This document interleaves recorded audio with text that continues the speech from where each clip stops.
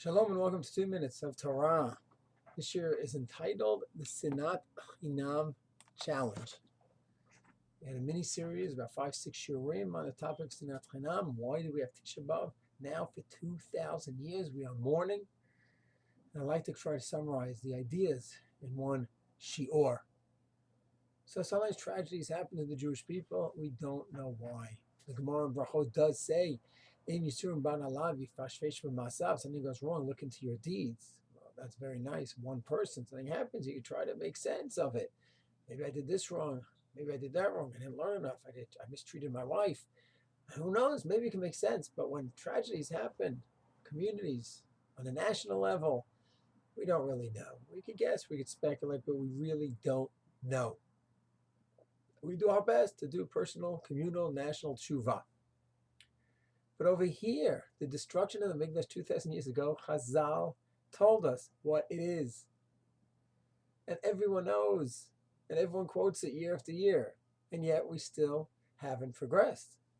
Because as we know, any generation which does not merit the rebuilding of the Mikdash, it's as if that generation destroyed the Mikdash. That's the rabbinic statement. So the rabbis told us. They said the issue with the destruction of the second Mikdash is sinat chinam, unbridled hatred. So we all know it. So let's just do tshuva and everything is good. How many shiurim, thousands and thousands of shiurim of sinat chinam, and yet we still don't get it. So obviously we don't understand the topic properly. Someone could say sinat chinam, yes, there's fights, there's feuds, and there's issues, communal issues, and the famous joke that there has to be two shuls, even on a desert island, has to be a shul I don't go to. So it's true, there's funny jokes like that. But in general, I think as a klal, we are incredible regarding chesed. Look at the phone book of a community which records the chesed organizations. Ramat Beit Shemesh. Thousands of chesed organizations and gemachs to lend out this, to lend out that, to help out with that. Pharmacy gemach on Shabbat, because you can't get the regular pharmacy, so in someone's home, they have pills for people. Diaper gemach, you name it. Endless. Blech gemach. So in terms of chesed, we get along nicely. We do so much chesed. So to say sinat chinam is referring to those family fights and the neighborly fights where people don't get along with each other, I don't know. Not so simple to me. I think we're doing quite well, bigadol in general. So I think the Netziv may be the address. The Netziv writes in his introduction to Breshit that sinat chinam means not, well, I won't give you a lift, not that I won't lend you my shovel, not that I don't do gemach. Rather, that I am a Talmid Chacham, I have a shita, I have a philosophy, an approach, and anyone who disagrees with me, it's not that I respectfully disagree with you. Not simply that you're wrong. You're a kofar, yapikoris, mamzer, whatever words come out of my mouth, that describes you. Because you don't have my approach, which is clearly the right approach, the divine approach, and you never are off the derech. So the Netziv says in his short introduction to Breshit, that's sinat chinam. What do you mean in a simplistic way? I would say maybe philosophically mean. Well, I have my philosophy, and you're off the derech. So you'll say, so we worked it out. Now we know. Obviously, it's a lot more complex. Why? Because how do we go ahead now and define what is a legitimate alternative shita to mine?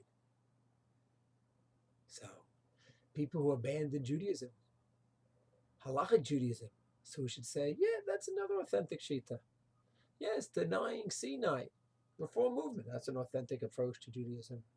Accepting Sinai, but maintaining the halachic historical development of halacha. Oh, that's another legitimate. No, we don't say that.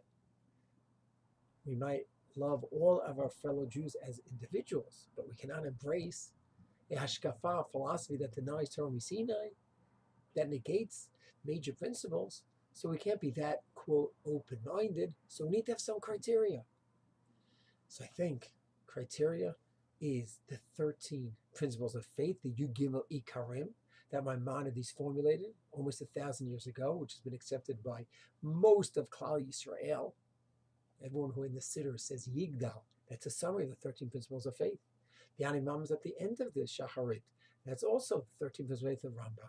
So it is true, Dr. Mark Shapiro wrote a book about it, showing that there are authorities over the years that didn't accept every detail of the 13 principles of faith. That is true, but nevertheless, Big Gadol, in general, the Klal has accepted the 13 principles of faith of Rambam. So that's an anchor, plus commitment, of course, to halacha.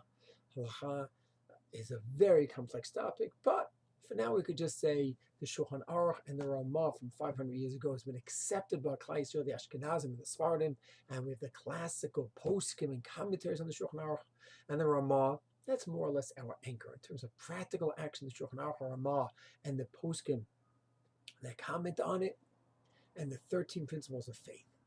So now we have a working definition of who is within the fold, who's not within the fold. So then I think we can apply the Nitziv's approach. Someone goes in and says, you're an Apikoros, you're a Kofar. Wait a second. He believes in Talmud Sinai. He believes in the 13 Ikarim. He's following halacha. If you have a different approach than he does, is a Kofar? Is an Apikoros? That's the Nitziv. And I think, if we think about the Jewish society today, we understand why we did not have the Mikdash back. I still think we are plagued with this crisis. Within the Orthodox society, it often happens that there's an argument, and it is not a machloket l'shem shamayim. I'm sorry to say, it's not an argument for the sake of heaven, and it ends up sinking into name calling. The other side's heretical, and that's Sinat Chinam. Some examples. So we had, in generations past, the Musa movement. So now Yisrael Salanter. But when he started, people argued, and there's nothing wrong with arguing. Should we change the schedule in yeshiva and incorporate learning Musa each day? That's a change. Legitimate argument. As long as you're saying, Yisrael Salanter, I love you. You're a wonderful Jew. You're Talmid Chacham. You're Gadol. But we can't change the schedule in yeshiva, and back and forth. But naming, calling each other heretical, no room for that. Gedolim arguing. Moving more recently. So, religious Zionism versus the Haredi world. Serious argument. How do we approach the issue of Medinat Israel, Jewish sovereignty, where Jews have regained control, but not guided by halacha, and the Jews that established Medina are certainly not from Jews, many of them. How do we deal with that? Great question. And as long as all the sides are anchored in halacha, and with the Yigim Likarim, so there's an argument. But there's no Apikarsim here. Satmar Rebbe, who has such an antagonistic position on Medinat Israel, those who disagree, like myself, who I certainly embrace the Gedolim, like look positively on Medinat Israel. How do people like myself look at the Satmar Rebbe? A Gadol, a giant. Talmid Chacham. You rebuilt Satmar Hasidus out of nothing, worse than nothing. They were so far gone, physically, spiritually. He just rebuilt. Yesh Me'ayin, something out of nothing. The Chesed, he was a one-man Chesed machine.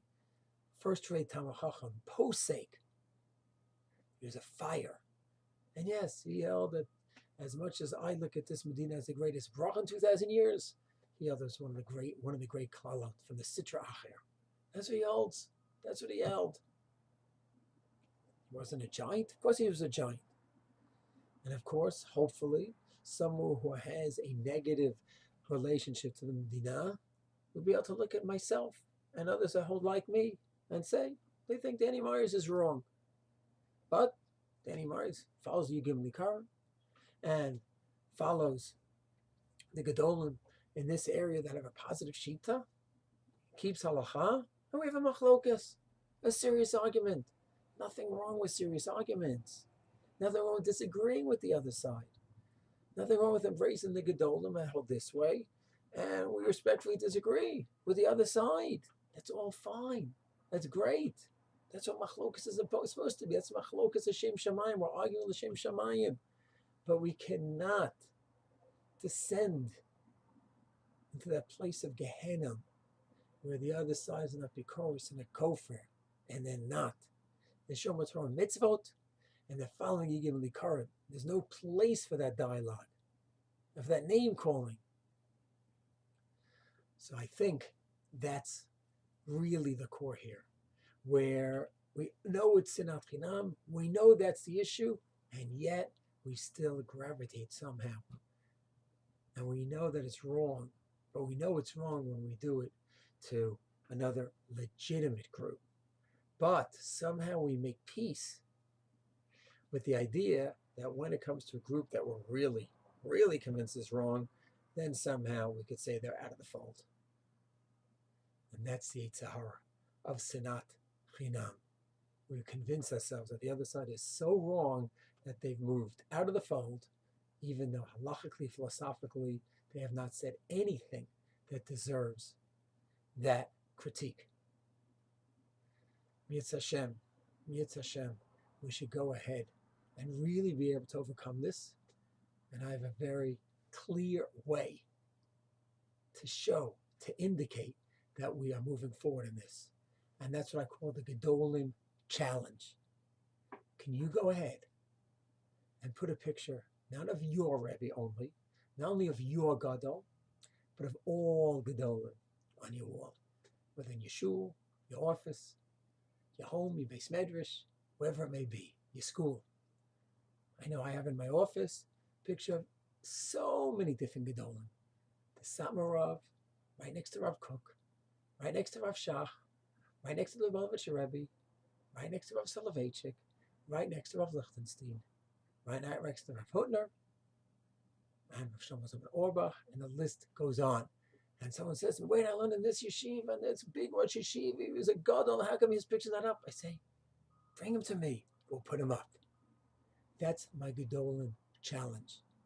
If you really believe that you can have different streams within Judaism, within Orthodox Judaism, and each one is anchored in the Yigam Likarim, and in Shmirat Halacha, commitment to Halacha, and you have Gedolim with different views, and you go by one way, but you can understand this other Gedolim, and respect them, and embrace them, and see they're godless, and you could put the picture on your wall. I think that is a very tangible and meaningful step in moving ahead over here, and going from 2,000 years of Tisha B'Avs, where Tisha B'Av is a sad and a destructive day for Klal Yisrael, because we're reflecting on what we've done and what we have not done tshuva for yet. We could change that Tisha B'Av to a day of Geula, to redemption. May this happen speedily in our days. May we overcome our pettiness, which we sometimes think is godless, and idealism, make a radical change in our approach. And let ourselves, let our children, let our colleagues, let our friends all see we respect all Gedolim, all streams within Orthodox Judaism. Yetz Hashem, bring us to the next chapter in Jewish history from Hera V'Yameinu. Shalom.